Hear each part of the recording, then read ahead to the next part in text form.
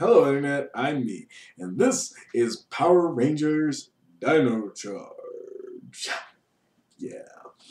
Um, Let me just get this off right off the bat because everyone's gonna be asking it. Is this nearly as bad as Super Mega Force or Mega Force? Or Samurai? Or Super Samurai? No. No, it is not. It is actually pretty average. Not good. Not bad. Average. I can deal with this, I like Kyoryuger. I really do. It is a fun series. I love how fun it is. It is ridiculous. The source material for this Power Ranger series is ridiculous. So this Power Ranger series inherently will be ridiculous. I don't care what anybody says. It's going to be ridiculous. Well, actually, we already know it's going to be ridiculous, as our Blue Ranger is a caveman in modern times. Ridiculous. Anywho, let's move along to the plot. Because this plot is, it's a plot. First thing I'm going to say off the bat about all this is that they did use a lot, and I do mean a fuck ton of original footage, as in contrast with Super Mega Force and Mega Force. As I can tell you right now, actually, this first episode has almost zero stock footage, if I remember. Like, I am trying to remember. No. There's not a single. Almost not a. No, there's not a single shot that I think that is stock footage. Almost none of it is stock footage. Basically, all of it is original footage. And that's smart for a first episode. Like, they can divulge into stock footage shit later on, but first episode, they should keep it as original as possible, and they have done that. And you know what? They have also taken elements from Kyoryuger and integrated it into this Power Ranger series.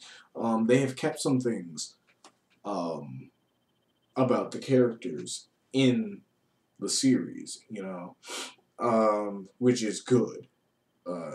They keep a little twinge of what they are in the series, and I feel that is good to do because it's an adaptation, and this is what everybody should fucking learn about an adaptation. Sorry, small tangent here.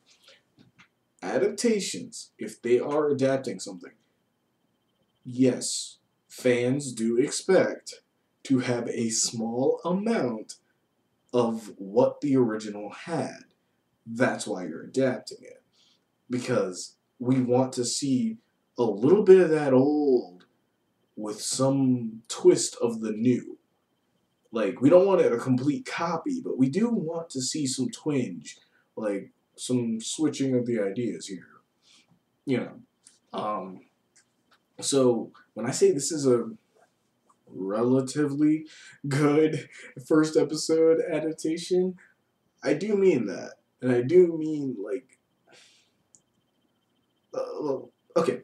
First difference in Kyoryuger to Power Rangers Dino Charge. Power Rangers Dino Charge starts out showing you how the mentor character imbued these energy crystals with the souls of dinosaurs. Yeah, sounds ridiculous, I know. But he picked the bravest dinosaurs that he could find and imbued their souls into energy crystals so they can surpass time and space and give power to anything. In Kyoryuger, we do not get to see this. Well, I mean, we get to see it, but it's not very much it's not really shown. It's kind of told to you. It's like, oh yeah, these actually hold the souls of ancient dinosaurs that I ran into in the prehistoric times, and they survived extinction because of this. It's basically the exact same idea, but a different approach. And that's actually something good about this episode. Why they had to replace Torin with E.T.'s orange-looking cousin, I will never know. But yeah, so basically, evil bounty hunter alien attacking good alien Crash. One cool little smart tactic in the entire episode, I'm sorry, was that the good alien, finds the crystals he needs and sees a corrupt crystal or a broken one. I don't know what the fuck it is, but it's something that's like glowing and red and sparking. I don't know what the fuck it is. But he decides to replace the power crystals with that crystal, which explodes later, but pretends to play dead as the Gold, or lightning tiger guy, for you guys who don't know who the hell the Gold is. Lightning tiger, he's got like lightnings on him, and he's got a tiger's face, or it's a lion's face, I keep forgetting. Don't worry, he's the angry one. That one. Comes down and is like, where's the power crystals? And then sees the guy dead, and he's like, aha, he's died from the crash, which logically would happen. Then, aha, there's the case for the power crystals. Pick up, doesn't check it, because he's an idiot, and then leaves. And when they get in, as like, the E.T.'s cousin is imbuing the bravest dinosaurs he could find with the power crystals, or putting their souls and put it in the power crystals. He's going up to his ship and open up the package to the bomb. It's a completely original character, Sledge, who looks terrible. Oh God, he looks bad. Like, it's so obviously a guy in a suit. It's so obvious. Because he's wearing a... When I praise Power Rangers Dino Charge for having a lot of original footage, it's a dual edge on that one. It's a backhanded compliment, because yeah, it's all original. Boy, does it not look good. It doesn't look the best. It really fucking doesn't. The main new bad guy, though I kind of like his personality, boy, does he... The costume? Eesh, Jesus. No.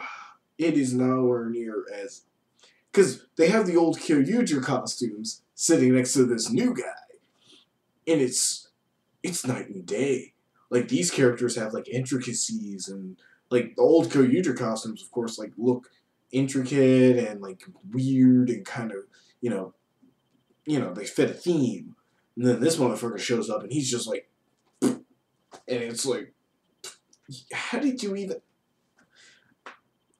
Anyway, Sledge, who's an alien bounty hunter, who, cool little fact, has his own little underlings and henchmen, and all the monsters of the week that were originally in Kyoryuger are actually his prisoners from him going around the universe collecting bounties. So the monsters are going to be basically very dangerous monsters that he caught from when he was bounty hunting. So that could actually open it up to a lot of possibility here. We could see a lot of cool stuff from that. Maybe not, but there's hope.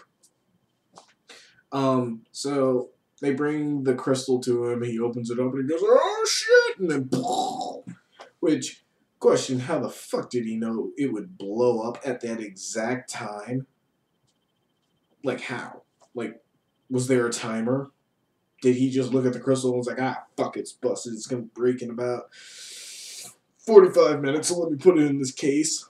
Make sure, like, hope that the fucking bad guys show up in the next 2 minutes, take it up to their ship, and then open it at the right time so that it explodes for maximum damage. I don't fucking know. Either way, who cares? Because he was laying right next to it. So what if he had put it in the case, closed it, laid down, and then it exploded? But whatever. So after all that, because for some reason, the bounty hunter was towing a shit ton of asteroids. Because he likes towing around a shit ton of asteroids. And the asteroids fall, kill the dinosaurs, but of course, power crystals, they transcend time and space, and yada yada yada. We flip over to the present, and we meet our Red Ranger, we meet our Pink Ranger, we meet the Blue Ranger, we meet the Black Ranger. We didn't meet the Green Ranger. We didn't see him. But they're all in a museum. They are... Red Ranger's just visiting. He's looking... this is spoilers. Well, not really. It's in the ending of the episode here. But basically what he's doing is he has a journal from his father going around archaeological digs and prehistoric volcanic caves and is looking for basically the monster that took his father, like looking for clues because his father went missing and he said he was being chased by a monster, and it's the gold because he got left on Earth when the asteroids hit. So yeah, he's just going around looking for clues in fossils and in prehistoric items. Pink is a waitress who works at the museum's like cafe bar, and she just kind of wants to be an archaeologist. Blue is a caveman. They don't say it, but he is a fucking caveman. He acts like a caveman. He doesn't talk. He's super strong for no fucking reason. Except for cavemen were strong in the old days, right? I don't know. And for some reason, he doesn't have a hunchback or look like a Neanderthal. He just looks like some Asian dude. But whatever. Kid show. He's a caveman who loves burgers. And Black is... I don't know what Black is. He might be a janitor. But he is also a archaeological digger. He might be an adventurer like he was in Kyoryuger. I don't know. We haven't really explored those two characters yet. And we met a doctor, who is now, they all go to an archaeological dig. Same one Red is at near. And he finds the power crystal for Red. Pink accidentally picks up the power crystal for Pink, while a monster, the Ice Age monster, comes around and tries to, or an ice monster for you American versions, because you don't know who the Ice Age monster is yet. But I sound so fucking condescending. But yeah, so an ice monster is like, I'm getting the power crystals. And they're like, fuck off.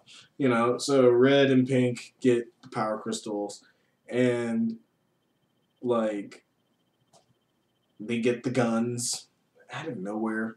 I don't know where. Because Pink and Red are the only ones who actually get their suits this episode.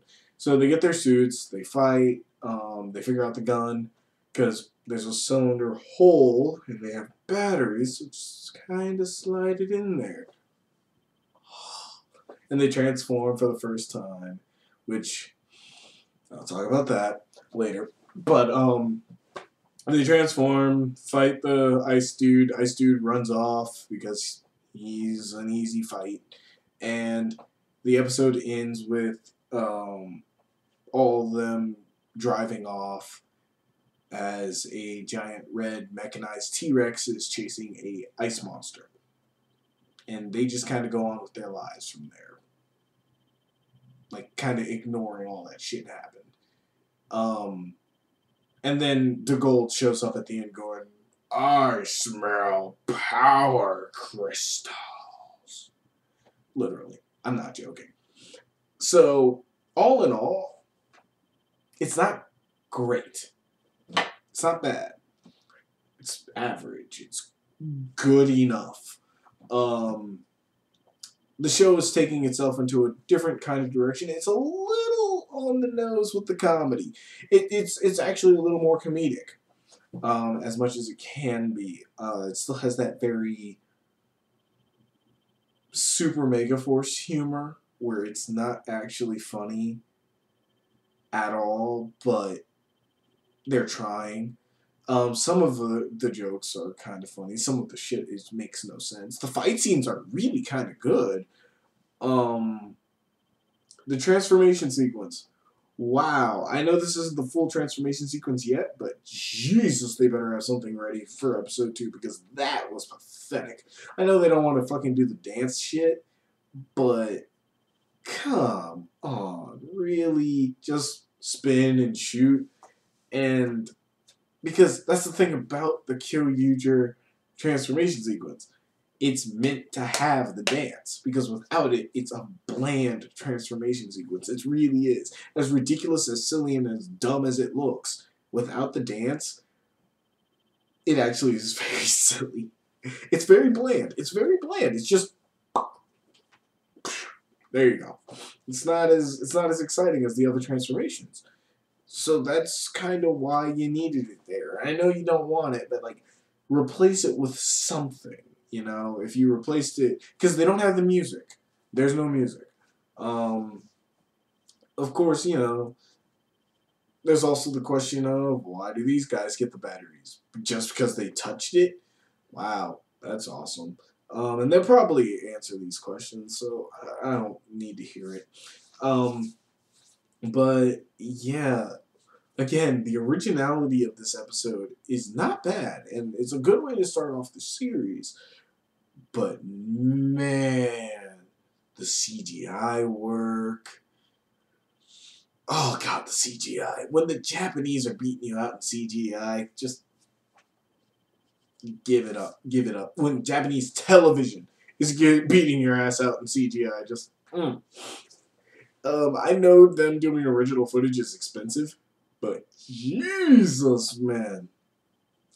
Jeez, the CGI in this shit is PS2, early PS2, like almost blocky, like almost when they show the T-Rex for the very first time, actual T-Rex, not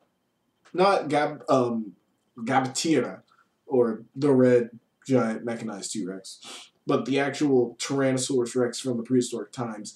If you look as it's walking away, its leg does the unfinished CGI like blends into the body and then comes out. I'm like, oh my god, this shit is bad. The costumes are fucking like the original costumes are.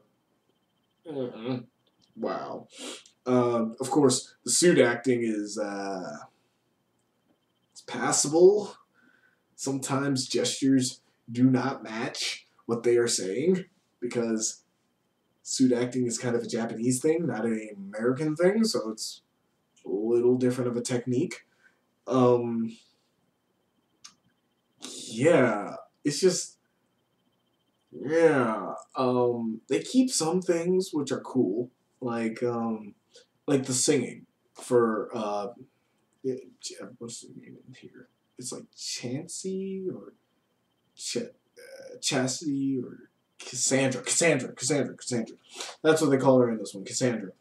I'm trying to learn their names, I swear I am.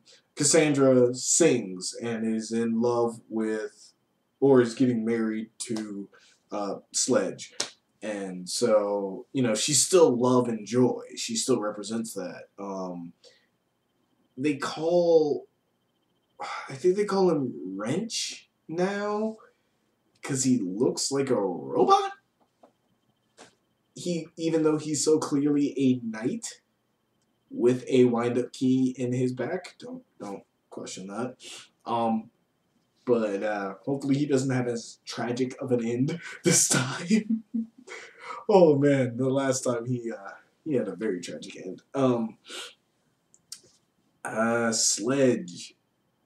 I like his character. He's kind of a cool bounty hunter idiot. And when I say that, I mean it's so clear that he is powerful, but he is not smart.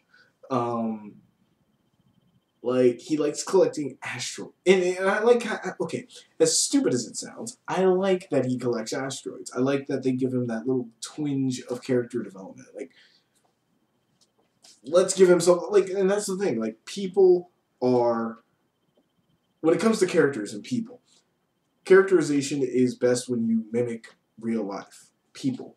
People are sometimes retarded. Or we do retarded things. Like for me, like, I am a martial artist. I study a lot about history and stuff like that. If I was out in an adventure, though, or I was out doing my job, I would, I've been on movie sets where I'm like, I'm doing my shit, and then I'll talk about history to somebody. It has nothing to do with what we're doing here, and I go out of my way to explain why Revolutionary War tactics with long rifles were always in a line. It has nothing to do with everything we're doing, but it's something I like. It's something that I am interested in. It is useless to the situation and random as hell, but it is what I'm into. So, giving him this kind of twinge of, dude, I like collecting asteroids. I like collecting bounties. I'm a good bounty hunter, but I also like to collect asteroids.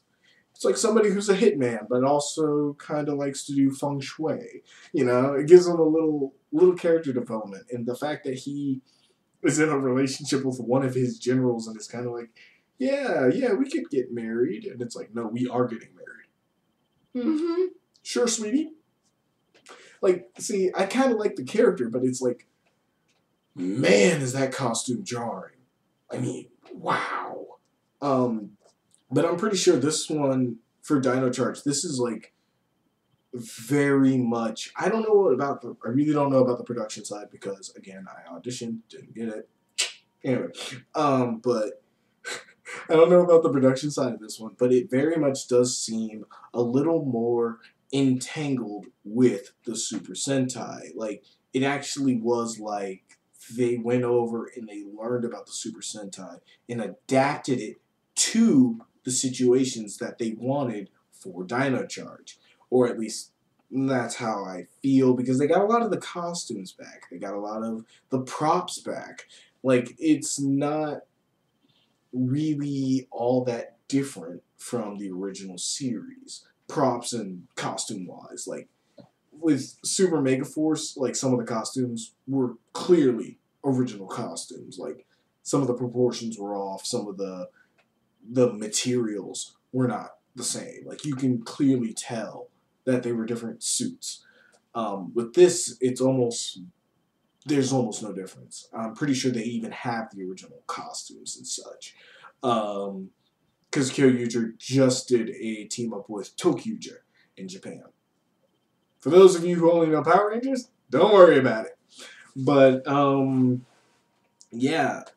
Other than that, like, there's not much to say on this because it's really just starting. But I do wish that we at least got to see a little more of the action with the Rangers. Though they're trying to cover ground with their story, so I can give it a little slack on that. In a different time, and I've discussed this with 2, 3, 4 different people, in a different time, this season opening would have been kind of meh. Like, we would have been like, I guess this is how this one's starting. However, because it's coming up on the heels of Super Mega Force, yeah, this is a definite breath of fresh air. And man, as much as I wanted to pull myself away from it, all I could do is compare it to Super Mega Force. The acting may not be the best, but god damn it, for once the actors are alive. Jesus, you cannot tell me watching Troy act and watching these guys act is not just night and fucking day. These guys emote. They actually tell jokes. When they tell jokes, I can tell they are jokes, and they are actually not laugh out loud funny, but a little, yeah, I see what you did there, Yeah, and I can see this growing. I can see this being a better series. Um, as much as like I, of course, I go into Target to buy shit, and when I see I saw the Dino Charge toys, and I was like, oh, those are so pathetic. They look they look like crap. But hey, you know what? If this TV show's enjoyable enough, those kids will buy those crappy ass toys. Um, Went on a tangent on the toys there, but yeah, this is again not great, not bad, just good enough as episode one. I'm not gonna stick around and keep doing reviews for this, but I will actually genuinely just watch this and see where it goes. If there's an episode that catches my eye and goes, wow, I've never thought of that before, I might review it. If there's an episode that's like, holy shit, that was the worst thing I've ever seen in my life, I will definitely review that. But as for now, it's eh. And hopefully it can actually grow from this and head into a very good direction. I like where it's going. I just hope that it can keep up its steam and keep the originality while doing a good adaptation of the Sentai itself. But here's hoping they can also do a very good adaptation of Go Busters. Because I don't know what they're going to do with that one.